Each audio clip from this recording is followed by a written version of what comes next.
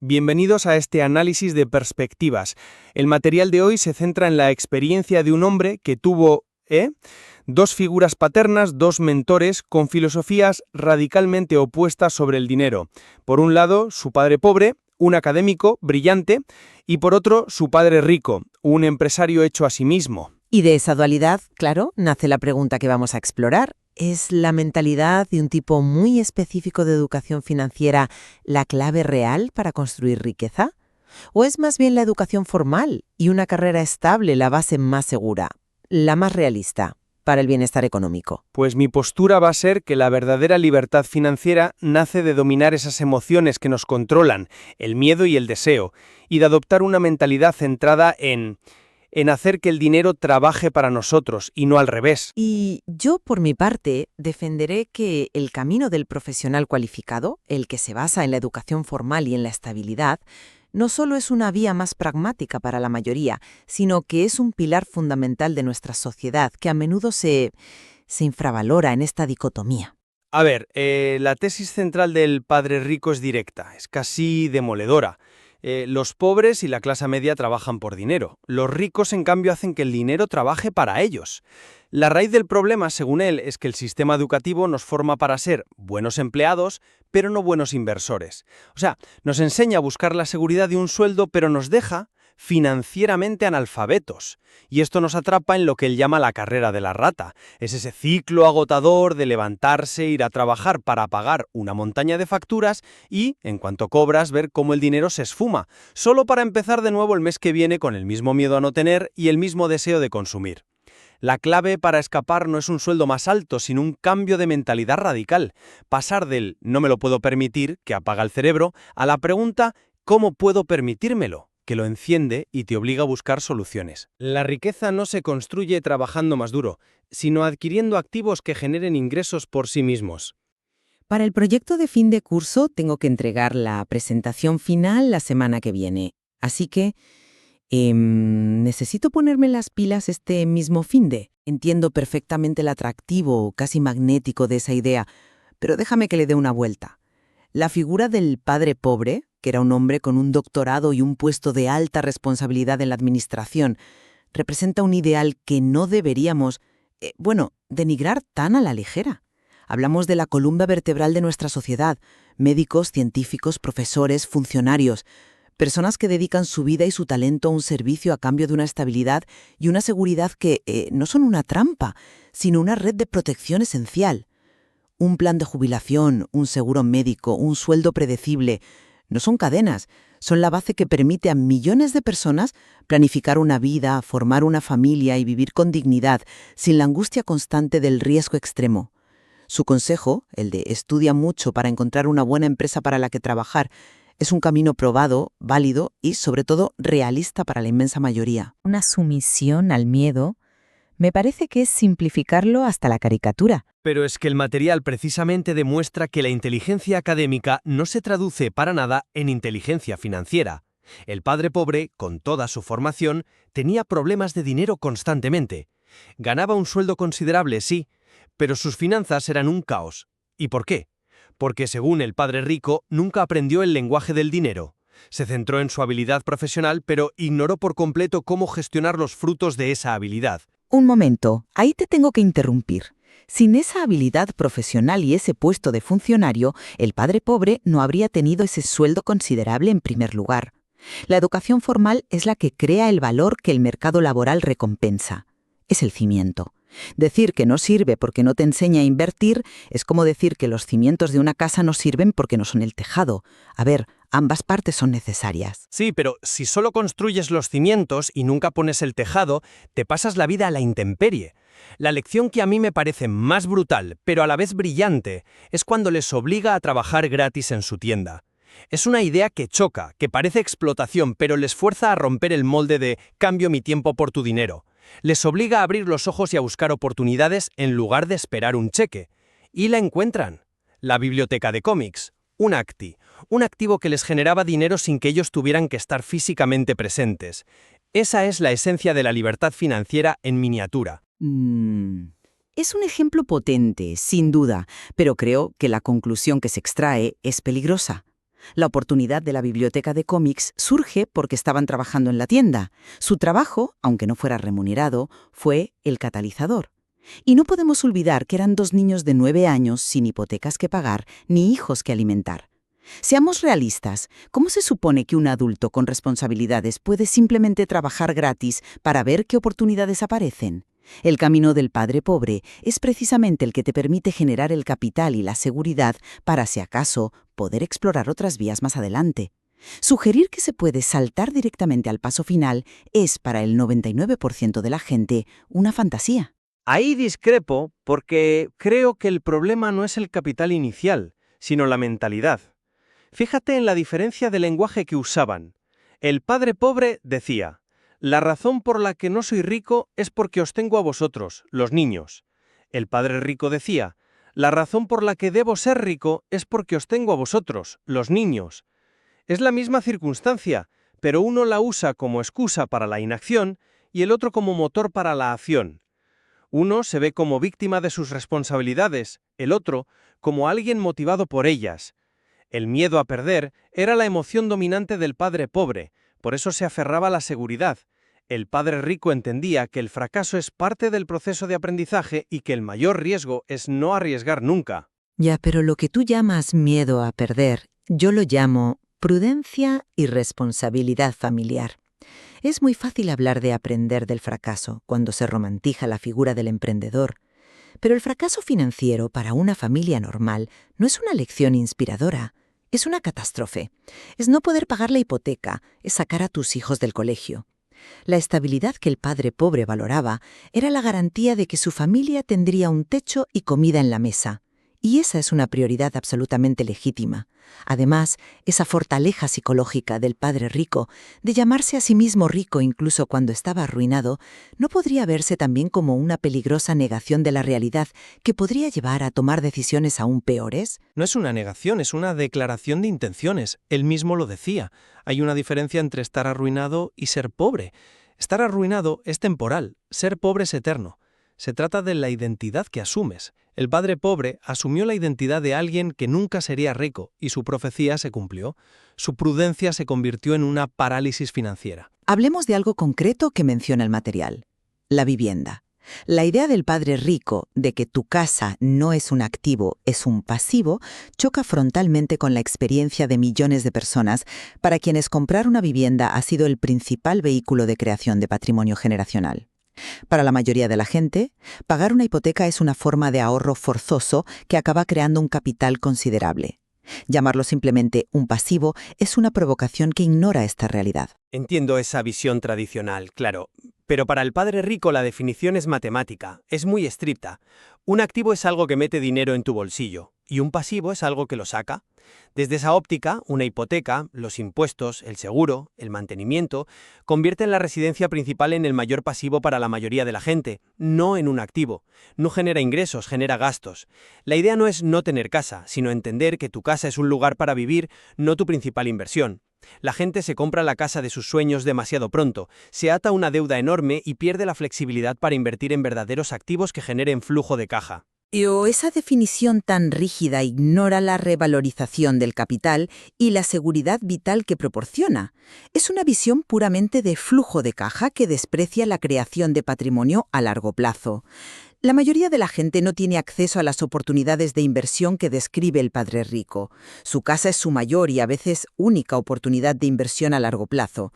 Descartarla es elitista. Otro punto fundamental que el material destaca y que a menudo se pasa por alto es el conocimiento sobre los impuestos. El padre rico enseñaba que la estructura fiscal está diseñada para castigar al empleado. El ciclo del padre pobre era: ganas dinero, el Estado te quita una parte importante en impuestos y vives con lo que te queda. El ciclo del padre rico, el del empresario, es: su empresa gana dinero, gasta en todo lo posible, sueldos, inversiones, gastos deducibles, y paga impuestos sobre el beneficio que queda al final. Esa sola diferencia estructural, que es totalmente legal, crea un abismo en la capacidad de acumular riqueza. El padre pobre lo ignoraba por completo, el padre rico lo usaba como una herramienta fundamental. Es un punto válido, sí, pero de nuevo, presenta como accesible para todos algo que no lo es.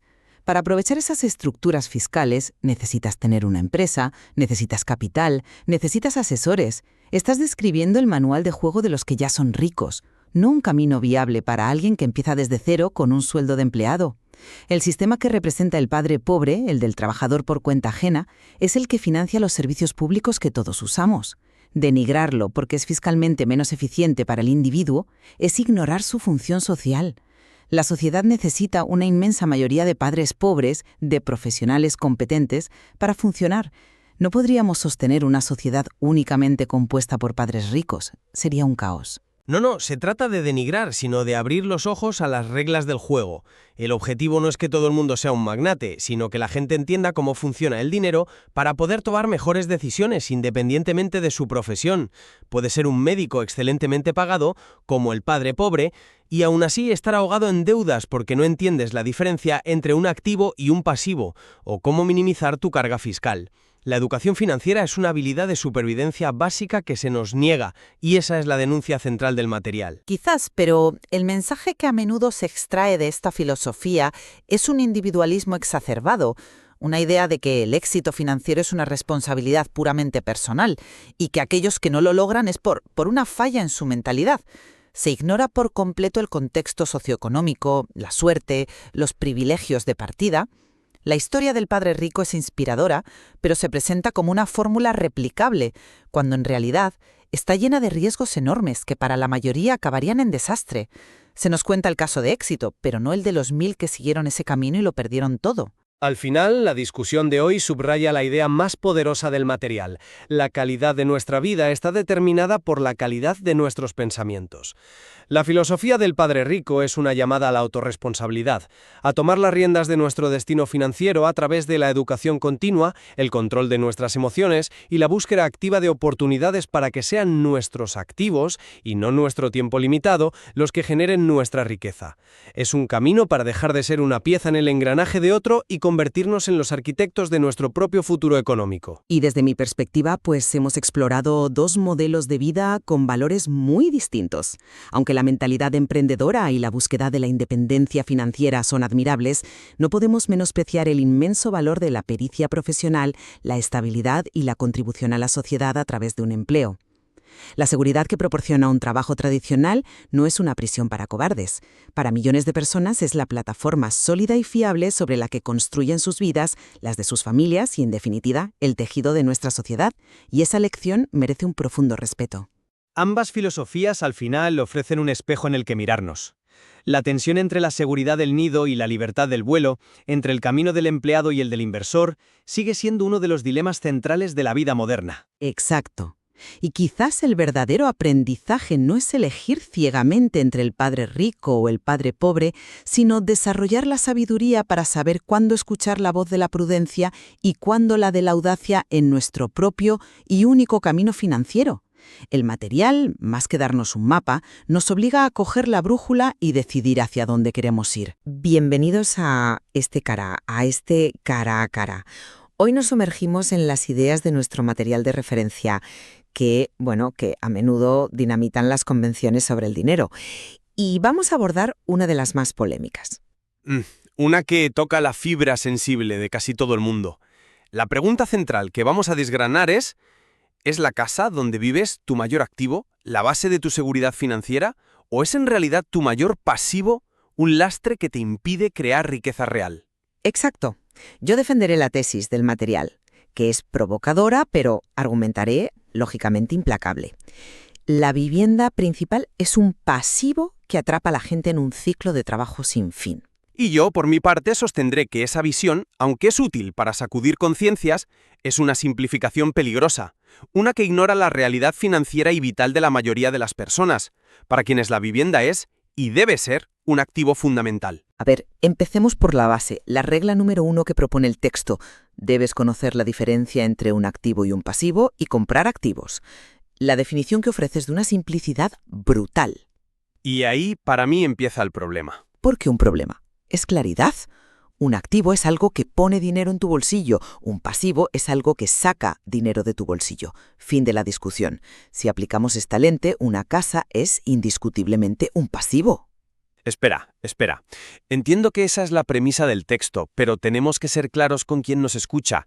Esa no es la definición contable estándar. En contabilidad, un activo es cualquier cosa con valor económico que posees. El texto crea su propio diccionario, y eso es lo primero que hay que entender para no llevarse a engaño. No está usando, digamos, las reglas del juego aceptadas. Pero es que ese es precisamente el punto. El material no busca la corrección académica, busca la eficacia práctica. Argumenta que la definición contable tradicional engaña a la gente. Te hace sentir rico en papel, pero sigue siendo pobre en tu día a día. Tu casa, bajo la definición del texto, saca dinero de tu bolsillo cada mes. Hipoteca, impuestos como el IBI, seguros, mantenimiento, reparaciones inesperadas. Es un flujo de dinero constante hacia afuera. No genera un solo euro de ingreso. De acuerdo, no genera un ingreso mensual directo, salvo que alquiles una habitación, lo cual es una posibilidad. Pero decir que es un pasivo y punto es ver solo la mitad del cuadro. ¿Qué hay de la amortización? Cada cuota de la hipoteca que pagas reduce tu deuda y aumenta tu patrimonio neto. Es una forma de ahorro forzoso. El texto llama a eso la ilusión del propietario. Mientras te concentras en ese supuesto ahorro, estás atrapada en lo que denomina la carrera de la rata. Describe el patrón perfectamente. Una pareja joven y con estudios empieza a ganar más dinero. ¿Qué hacen? Lo que todo el mundo espera de ellos, comprar la casa de sus sueños. De repente, su columna de pasivos se dispara.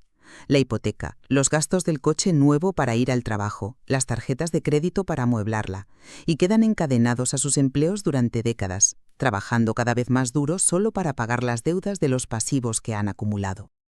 Estás mezclando dos conceptos muy diferentes: ser propietario y el consumismo irresponsable. El problema que describes no es la casa en sí, es comprar una casa que no te puedes permitir y caer en una espiral de deuda para mantener un estilo de vida.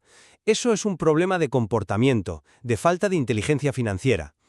Pero la hipoteca, bien dimensionada, es una herramienta. La alternativa real para la mayoría no es vivir gratis, es alquilar. Y alquilar es tirar el dinero, es un gasto puro, es un flujo de caja 100% negativo sin retorno alguno. Estás pagando el activo de otro. Pero te da flexibilidad. Y aquí entra el concepto más doloroso que plantea el material: el coste de oportunidad. El verdadero coste de esa casa comprada demasiado pronto no es solo la hipoteca, es la oportunidad perdida. El dinero de la entrada, de los muebles, de las reformas. Todo ese capital podría estar en tu columna de activos, acciones, fondos o, mejor aún, inmuebles en alquiler que sí ponen dinero en tu bolsillo. Ese capital estaría creciendo y generando ingresos pasivos. El texto es tajante. Los ricos compran los lujos, como una casa grande, al final, con los rendimientos de sus activos. La clase media los compra al principio, con su propio sudor y el futuro de sus hijos. Ese argumento sobre el coste de oportunidad es potente, lo reconozco, pero es muy teórico. ¿Cuánta gente conoces que, en lugar de comprar una casa, viva de alquiler en un sitio más modesto e invierta disciplinadamente la diferencia cada mes durante 30 años? Vamos, casi nadie. La hipoteca impone una disciplina de ahorro que la mayoría de la gente no tiene por sí misma. Además, la historia nos ha demostrado que los activos que el texto idolatra, los que generan flujo de caja, como las acciones, no están exentos de riesgo. ¿A qué te refieres? El propio material cuenta la historia de aquel grupo de grandes empresarios reunidos en Chicago en 1923, titanes de la industria.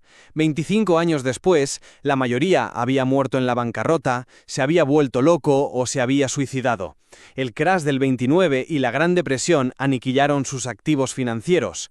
Mientras tanto, mucha gente que solo tenía su casa la mantuvo. La diversificación, incluyendo un activo inmobiliario sólido como tu vivienda, es simplemente una estrategia prudente.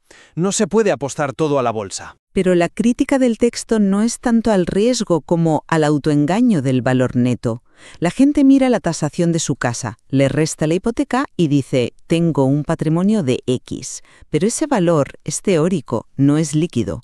Para convertirlo en dinero real, tienes que vender la casa. Y si la vendes, ¿dónde vives? Y si has tenido suerte y hay una ganancia, tienes que pagar impuestos sobre ella. El material propone una medida de riqueza mucho más honesta, basada en la definición de Buckminster Fuller. La riqueza es tu capacidad de sobrevivir un número de días sin trabajar, y eso de nuevo solo depende del flujo de caja positivo que generan tus activos, no del valor de tasación de tu casa. Yo no descartaría el valor neto tan a la ligera. El problema no es el concepto, es que metes dentro. Una casa no es un coche que pierde un 25% de su valor al salir del concesionario. Históricamente, y con ciclos claro, es un activo que tiende a apreciarse. Y esa apreciación es clara en la creación de riqueza intergeneracional. Y hay otro factor crucial que el análisis del flujo de caja mensual ignora por completo: la inflación. ¿Cómo entra la inflación en esto?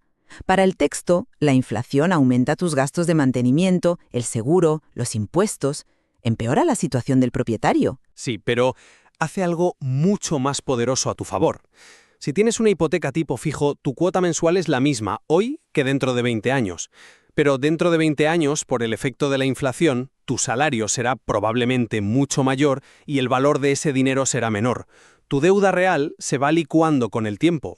Es una de las mejores coberturas contra la inflación que existen para el ciudadano medio. Mientras tanto, el que vive de alquiler ve cómo su renta sube año tras año, a menudo por encima de la inflación.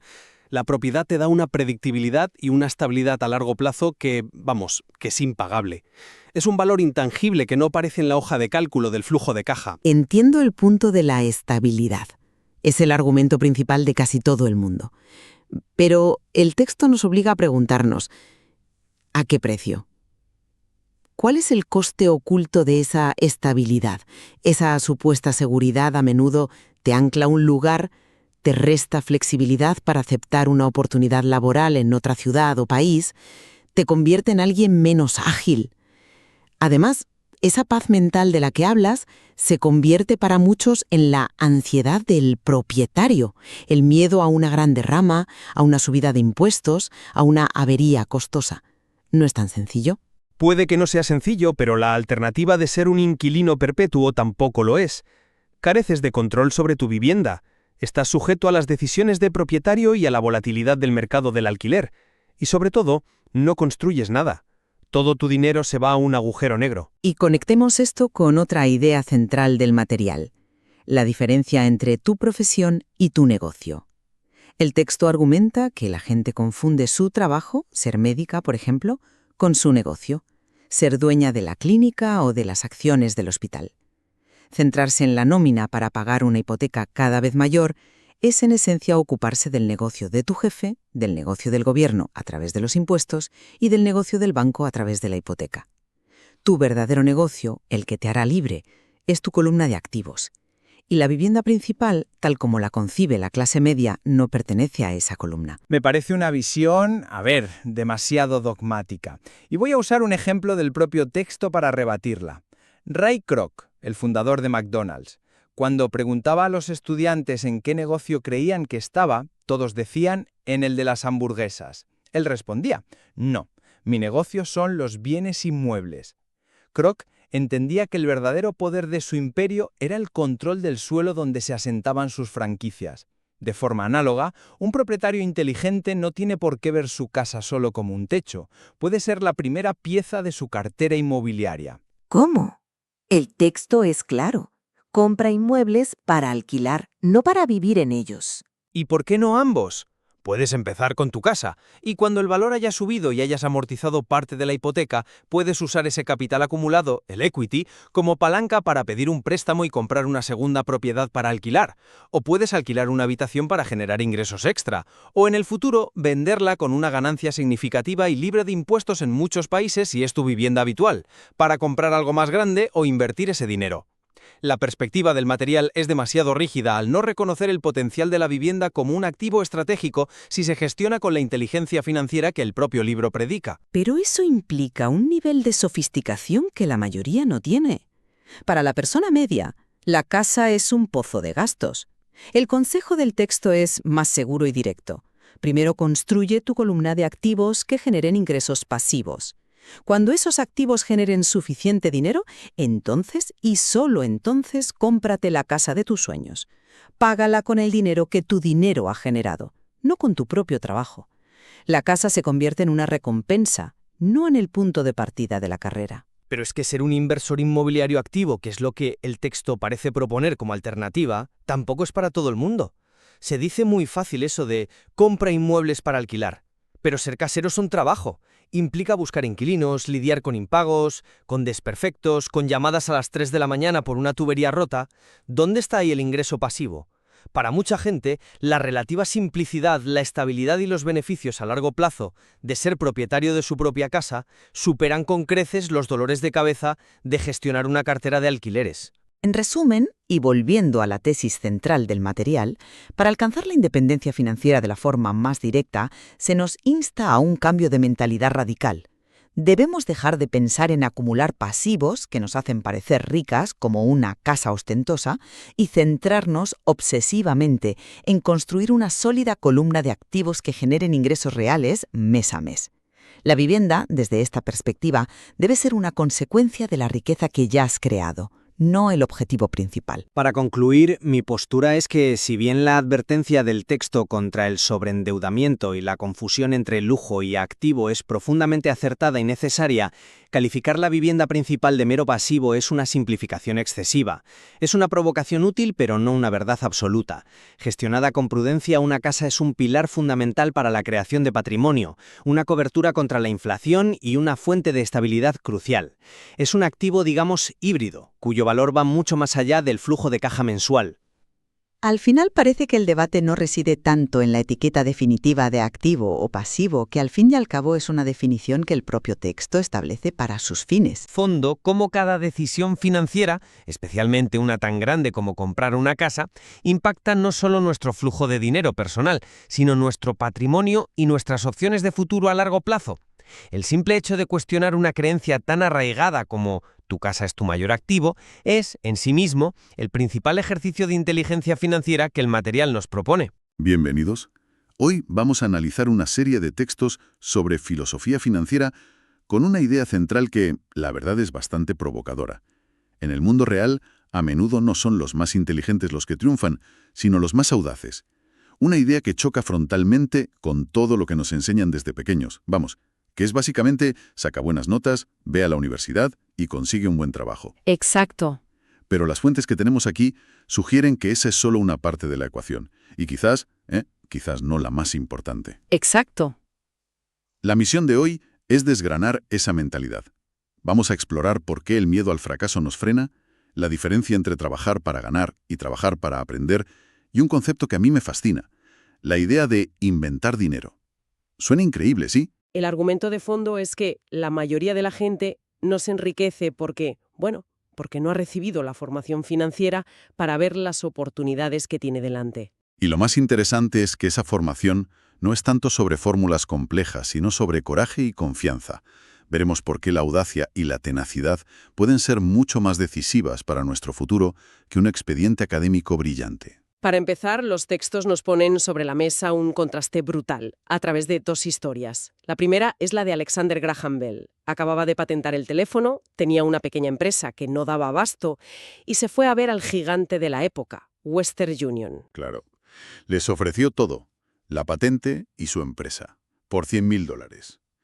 Una cifra que hoy nos parece ridícula, claro. El presidente de Western Union, según cuentan, se rió en su cara. Dijo que el precio era absurdo, que ese juguete eléctrico no tenía futuro y, bueno, le despachó. Y lo que pasó después, pues, lo conocemos todos. Bell fundó AT&T y creó una industria multimillonaria prácticamente de la nada. Una historia de audacia total. Y justo después de contar esa historia, el autor narra algo que vio en las noticias esa misma noche. Una empresa local estaba haciendo despidos y las cámaras enfocaban a un directivo de unos 45 años con su familia al lado. Vaya. Suplicando a los guardias de seguridad que le dejasen hablar con los dueños porque acababa de comprar una casa y tenía pánico a perderla. El contraste es demoledor. Tienes por un lado un tipo que se arriesga y crea un imperio, y por otro alguien que seguramente ha seguido todas las reglas del juego. Claro, un buen estudiante, buen trabajador. Y de repente se ve en la calle, completamente vendido. Es que esa es la clave. ¿Cuál es la diferencia fundamental entre esas dos personas? Porque no es la inteligencia. Seguramente el directivo despedido era un hombre muy preparado. Según estas fuentes, la principal diferencia es cómo gestionan el miedo. Concretamente, el miedo a perder dinero. El texto propone algo que llama la actitud texana ante el fracaso y usa la historia del Álamo como metáfora. Que fue una derrota aplastante para los tejanos. una masacre. Pero en Texas no la esconden, no es una vergüenza nacional. La han convertido en un grito de guerra. Recuerda al Álamo. Lo usan como una fuente de inspiración. A ver, la idea es que el fracaso inspira a los ganadores y derrota a los perdedores. Eso es. Pero a nadie le gusta fracasar, ¿no? Suena bien en teoría, pero en la práctica perder dinero duele. Y mucho. ¿Cómo se convierte eso en un grito de guerra? Es que no se trata de que te guste perder. A nadie le gusta. Se trata de no tenerle un miedo paralizante. Para la mayoría de la gente, el dolor de perder 1.000 euros es mucho mayor que la alegría de ganar 1.000 euros. Sí, esa asimetría es muy humana. Totalmente. Y esa asimetría es lo que les impide tomar cualquier riesgo, por muy calculado que sea. Los que triunfan, según esto, no es que no teman perder, es que saben que perder es parte del proceso de ganar. Vale, superar el miedo es el primer paso. Pero aún así hace falta dinero para hacer dinero, ¿no? Esa es la creencia popular. Los textos desafían esto con la idea de inventar dinero. ¿Cómo funciona eso en la práctica? Porque suena a ciencia ficción. Suena a eso, pero el ejemplo que ponen es muy terrenal. El autor cuenta una experiencia personal en los años 90, en Phoenix. El mercado inmobiliario se había desplomado por completo. La gente estaba aterrorizada, vendiendo a cualquier precio. El típico momento en que el consejo general es: no te muevas, ahorra y espera a que pase la tormenta. Exacto. Mientras un experto en televisión decía que había que ahorrar $100 al mes, el autor estaba buscando activamente oportunidades. Veía casas que antes valían $100,000 y que se vendían por $75,000, pero no se detuvo ahí. No, fue un paso más allá. En vez de ir a una inmobiliaria, se fue a la oficina de un abogado de quiebras, y ahí encontró una de esas casas de $75,000, pero por un precio de derribo, $20,000. Claro, era una venta forzosa, desesperada. El problema es que él tampoco tenía esos $20,000. Lo que hizo fue pedirle a un amigo un préstamo de $2,000, solo para el depósito. Y aquí es donde viene el giro genial, porque no piensa en reformarla ni en alquilarla. Lo que hace es poner inmediatamente un anuncio en el periódico para vender esa misma casa por $60,000. A mí esto me parece una locura. ¿Quién iba a comprar una casa en un mercado hundido? Ahí está la clave de la oportunidad. La vendía con una condición irresistible, sin necesidad de entrada. En un momento en que nadie tenía liquidez y los bancos no daban ni un crédito, esa oferta era un caramelo. Claro. Resolvía el mayor problema que tenían los compradores potenciales en ese preciso instante. Claro. El teléfono no paró de sonar. En minutos se encontró un comprador. Le cobró $2.500 de comisión de tramitación. Con eso le devolvió al amigo sus $2.000 del préstamo. Y le dio 200 de intereses. Un buen negocio para el amigo también. Desde luego. Y el resto del dinero, la diferencia entre los 60.000 del precio de venta y los 20.000 que a él le había costado, se convirtió en un pagaré que el comprador le firmó. Y así, de la nada, en unas 5 horas de trabajo, había creado un activo de $40,000 en su columna de activos, que además le generaba ingresos por intereses cada mes. Repitió la operación 6 veces en poco tiempo y creó activos por valor de casi $200,000. Es increíble. Esto parece casi magia. ¿Qué es lo que hace falta para ver una oportunidad así que miles de personas estaban ignorando? Lo increíble de este ejemplo no es solo el resultado, sino que demuestra que la inteligencia financiera de la que hablan las fuentes no es ser un genio de las matemáticas, es la combinación de 4 habilidades muy terrenales. A ver. Primero, contabilidad, para leer los números y entender el trato. Segundo, inversión, para reconocer que un pagaré es un activo que genera dinero. Tercero, comprensión de los mercados, para ver que la oferta sin entrada era la solución a la demanda del momento. Y cuarto, y crucial, la ley, para saber cómo estructurar el contrato legalmente. O sea que no inventó nada nuevo, simplemente conectó los puntos que otros no veían. Justo. Entiendo. Se trata de entrenar la mente para ver el valor donde otros solo ven un problema.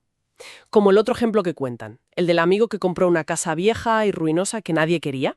Parecía una compra terrible, parecía una locura, pero lo que los demás no vieron es que el terreno incluía 4 parcelas vacías adicionales. La jugada fue sencillísima. Derribó la casa ruinosa y vendió las 5 parcelas por separado a un constructor por el triple de lo que había pagado por todo el paquete. Vio un valor oculto a simple vista. Totalmente. Un valor oculto para una mente no entrenada. Vale, esto de entrenar la mente para ver oportunidades choca con la idea tradicional de carrera profesional.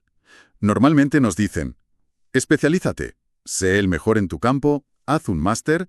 Las fuentes aquí proponen algo radicalmente distinto. Trabajar para aprender, no solo para ganar. Totalmente. Y lo ilustran con una historia muy buena sobre una joven periodista de Singapur. Era una escritora brillante con un máster en literatura inglesa y soñaba con ser una autora de éxito. Pero sus libros no se vendían. Durante una entrevista, el autor le sugirió que hiciera un curso de ventas. Y la reacción de ella fue de ofensa total. Sí, se lo tomó fatal. Le dijo algo como, yo, aprender a vender, odio a los vendedores, soy una profesional, fui a la universidad precisamente para no tener que ser una vendedora. Y la respuesta del autor fue una bofetada de realidad. Le señaló las propias notas que ella había tomado donde había escrito, Robert Kiyosaki, autor de bestsellers, y le dijo, mira, ahí dice autor de bestsellers, no autor que mejor escribe. Eso es duro.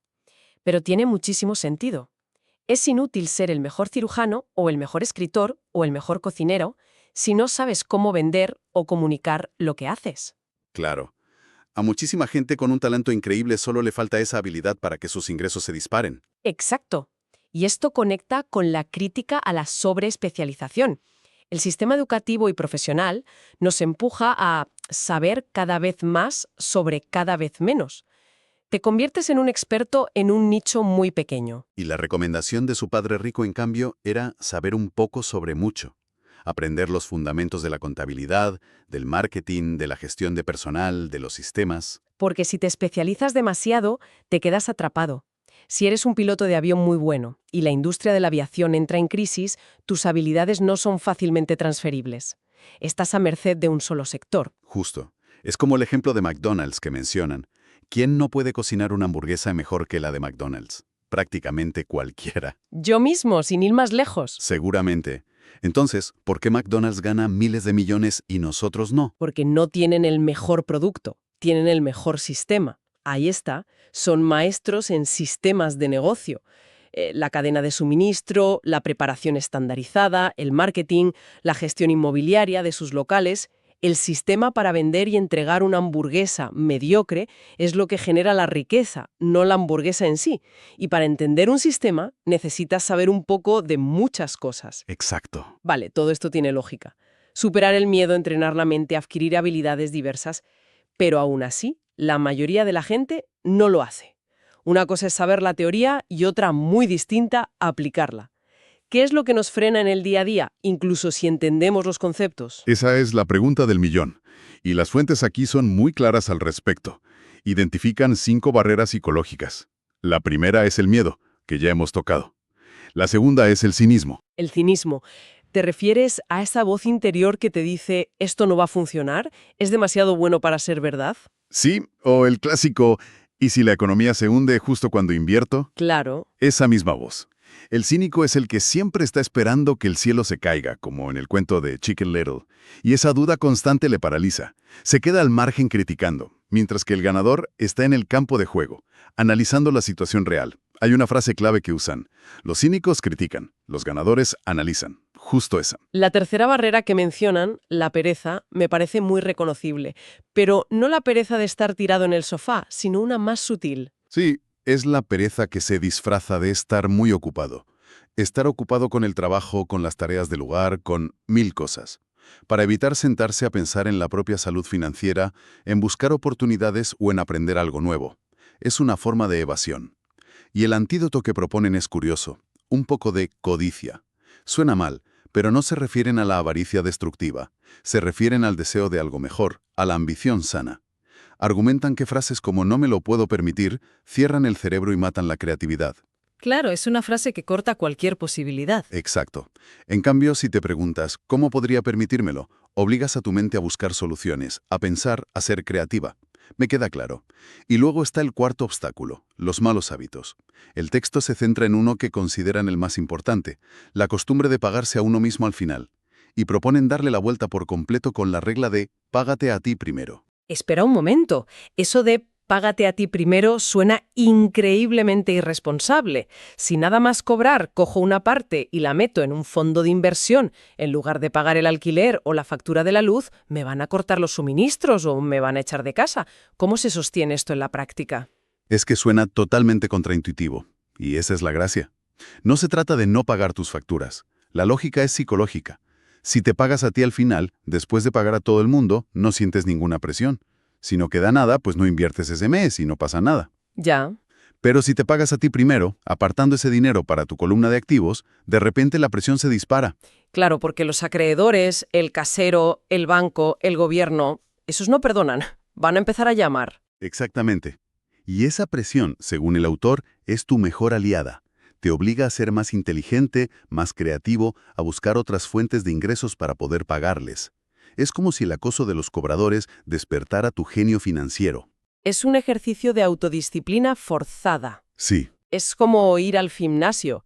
Si levantas un peso que no te cuesta, el músculo no crece. Necesitas esa presión, esa incomodidad para fortalecerte. es la analogía perfecta. Al principio duele y es muy incómodo, pero tus músculos financieros se fortalecen.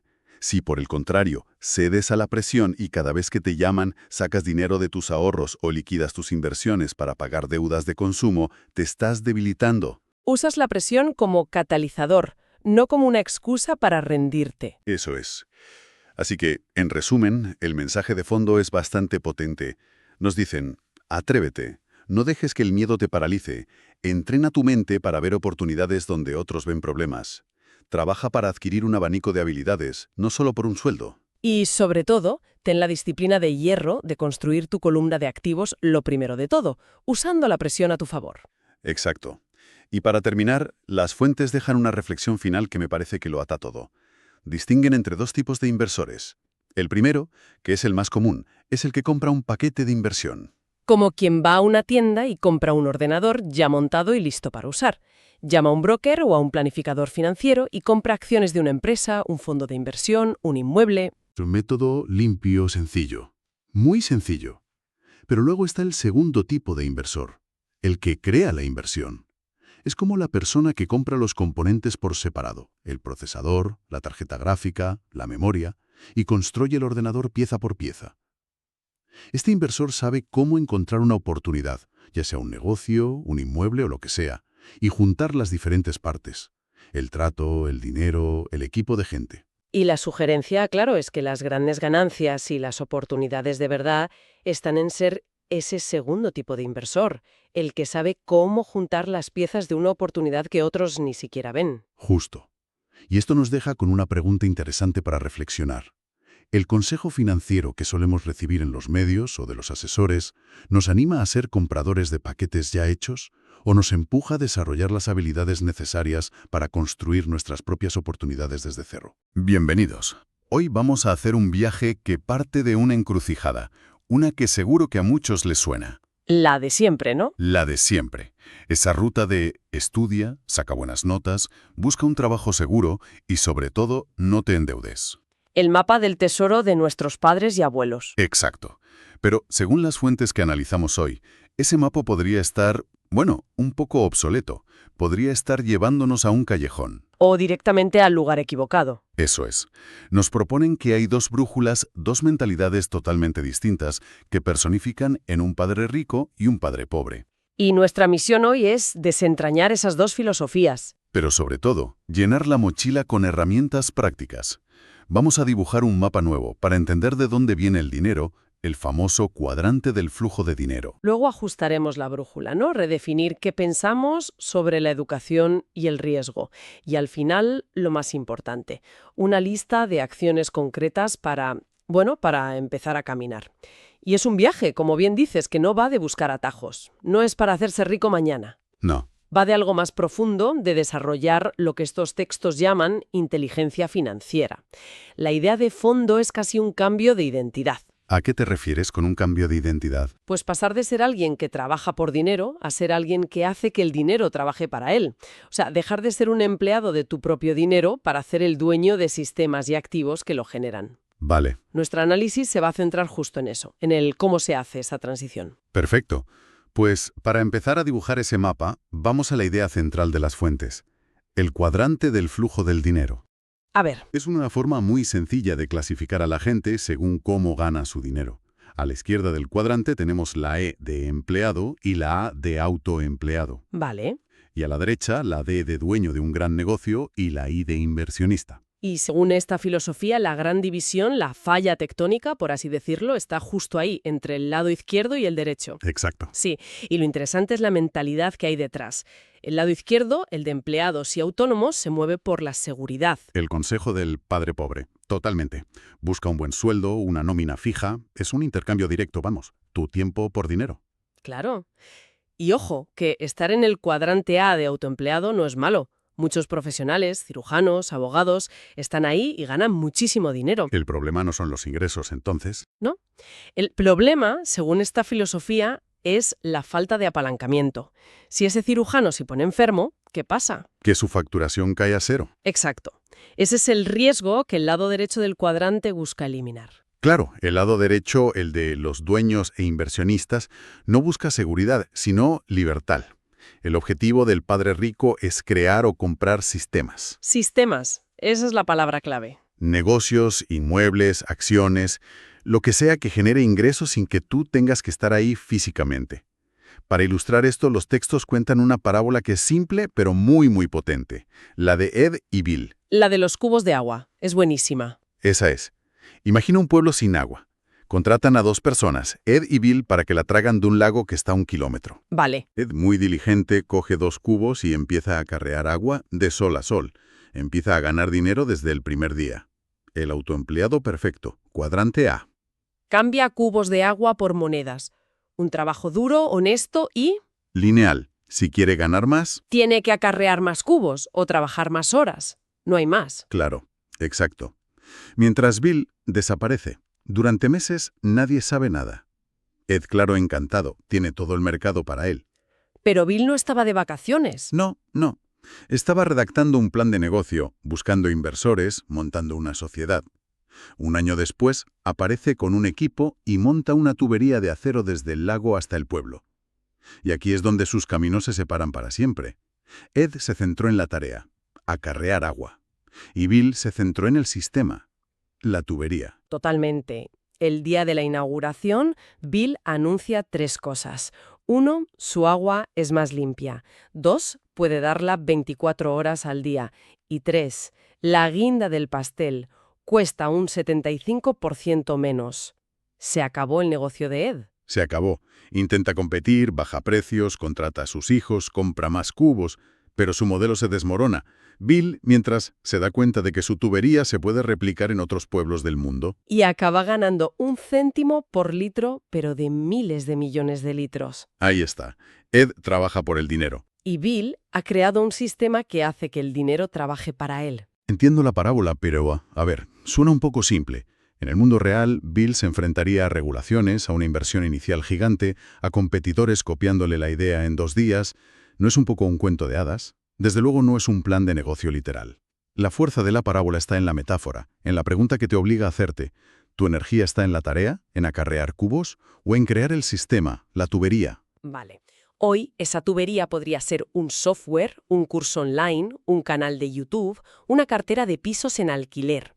El medio cambia, pero el principio de crear activos que trabajen para ti es el mismo. Crear un flujo de dinero que no dependa de ti. Eso es. Vale, ese es el objetivo, construir tuberías. Y según los textos, para eso, lo primero es entender que no todo el dinero es igual. Distinguen 3 tipos. Sí, El primero, el ingreso ganado. Vamos, el salario.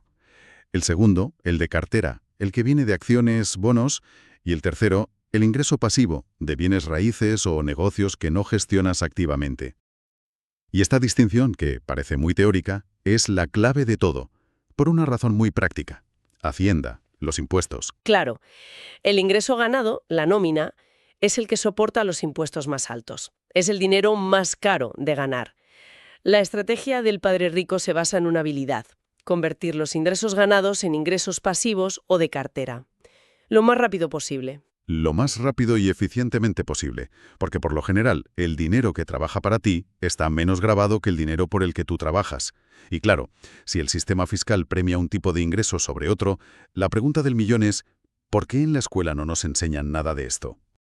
Nada. Parece que nos preparan justo para el camino contrario, para ser buenos empleados y pagar el máximo de impuestos. Esa es la crítica más feroz que hacen estas fuentes. Argumentan que la escuela es una fantástica máquina de crear empleados para el cuadrante E Nos enseña a obedecer, a no cometer errores. y a buscar la respuesta correcta. Nos castiga por fallar. Y eso nos mete en el cuerpo un miedo atroz al fracaso que en el mundo real, en los negocios, te lleva a la parálisis por análisis. Claro.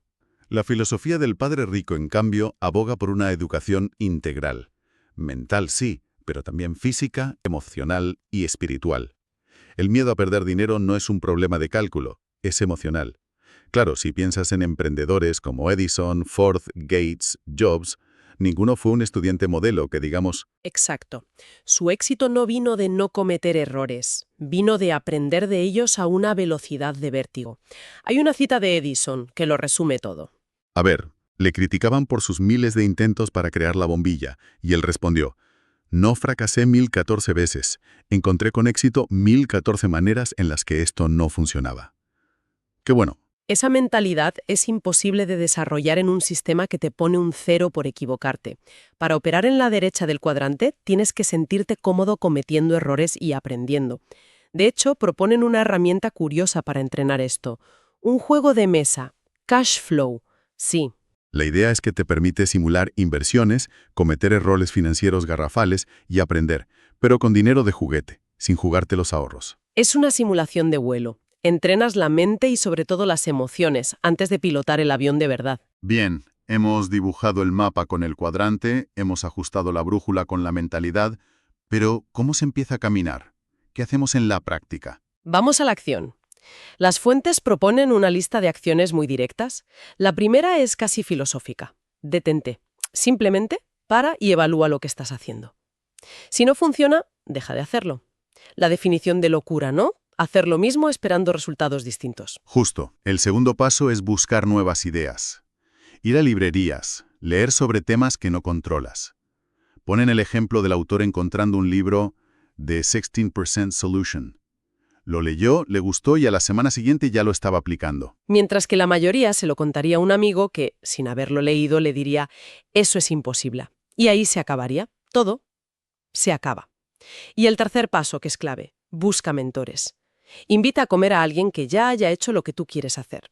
La anécdota de la oficina de impuestos. Cuéntala, cuéntala. Fue a la oficina, preguntó por la persona que gestionaba los gravámenes fiscales y descubrió que la propia empleada invertía en ellos. Qué fuerte. La invitó a comer, le pagó el almuerzo y ella le explicó todo el proceso. En una tarde aprendió más que en meses de investigación. Y aquí viene lo bueno. Uno de los consejos más potentes. Haz muchas ofertas. Este es antiintuitivo total. Se cuenta que una amiga le pide que le enseñe a comprar edificios de apartamentos. Van a haber 6 propiedades. Y el autor le dice, ofrece la mitad del precio de venta por los 6. La amiga y la agente inmobiliaria se escandalizarían, claro. Se escandalizan. ¿Que cómo va a ser eso? Que es una grosería. Y al final no hacen ninguna oferta y siguen buscando la oportunidad perfecta. Que nunca aparece. Nunca. La idea es que la gente tiene pánico a ofrecer y a negociar. Pero nunca sabes cuál es el precio correcto hasta que pones una oferta sobre la mesa. Y para protegerte, el consejo es hacer siempre ofertas con cláusulas de escape. Aquí el autor cuenta algo muy gracioso, que una de sus cláusulas era la aprobación de su socio de negocios. Se ríe. Sí, no me digas que... Sí. Su socio de negocios era su gato. ¿En serio? Su gato. Su gato. Si la oferta era aceptada pero no le interesaba, simplemente decía que su socio no la había aprobado. ¡Qué genialidad! Es una forma un poco absurda, pero brillante de ilustrar que estas cláusulas no tienen por qué ser algo intimidante. Se trata de darte una salida. ¿De quitarle el miedo paralizante a la negociación? Exacto. Y lo que une a todas estas acciones es una idea muy simple. Hay que generar oportunidades de suerte. Me gusta ese concepto. Generar oportunidades de suerte. No es esperar a que te toque la lotería, es crear un flujo constante de pequeñas posibilidades. Ofertas, visitas a inmuebles, conversaciones, hasta que una funcione. La riqueza, según esto, no es un evento, es un proceso estadístico. A más ofertas haces, más posibilidades. Exacto.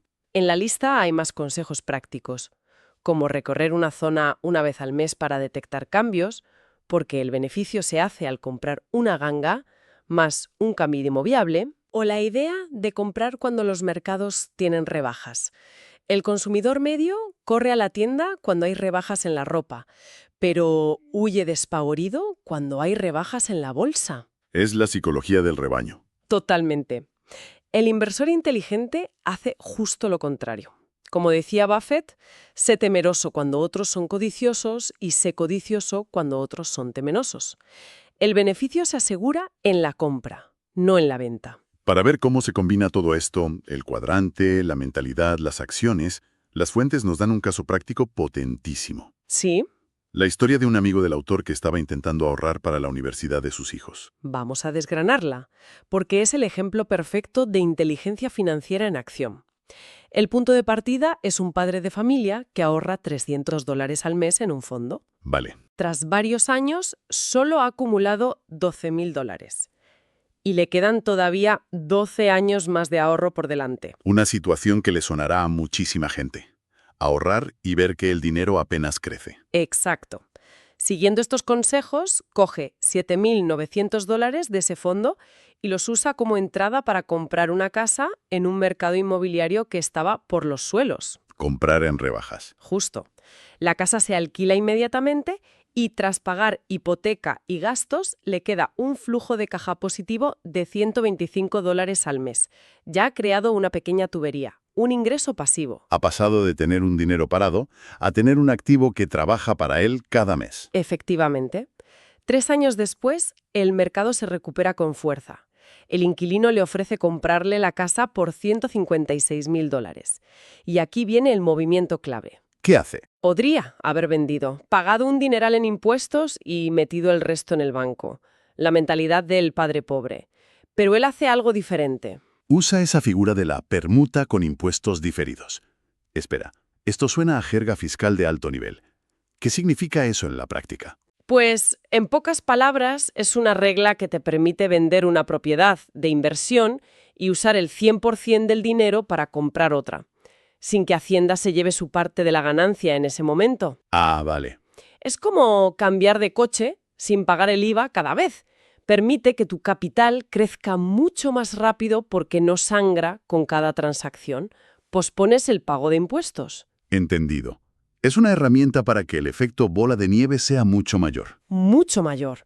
Con esa maniobra, reinvierte los casi $80.000 de capital en un pequeño complejo de mini almacenes.